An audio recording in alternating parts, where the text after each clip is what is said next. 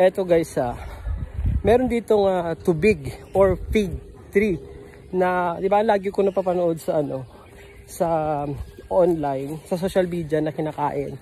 So, tikman natin kung talagang nakaka-poison ito or hindi. Ayun siya, oh, ang dami. Oh. Ayan siya, oh. Ayan. Ayan siya. Ayan, nahuhulog lang. Ayan. So, ito, malalaki yung kanyang bunga. So, hintayin natin na kuha tayo. Sana makuha ko. Ayan.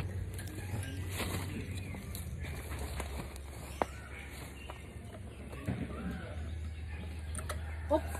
Dali! Ayan. Ayan. So, ito na. So, ayan. Nakapagkuha na tayo. Ayan, tingnan nyo po. Ayan. Mabango siya. Para siyang guava. Ayan. Ayan, mabango siya. So, kanina, nag-argue kami. Tapos, para siyang meron siyang, ayun o, parang basa siya dito sa dulo. Ayan. So, ito pala yung tubig. So, tikman natin, ha. Diyan kayo, tikman natin.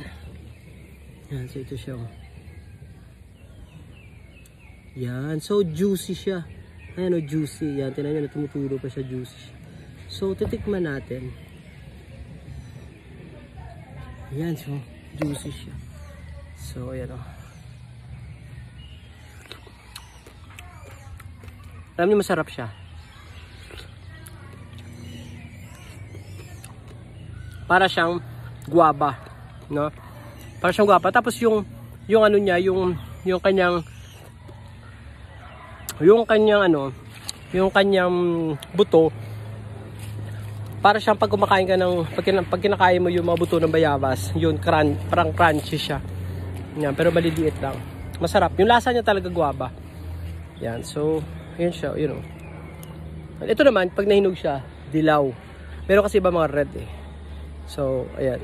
Okay siya, pwede siya kainin.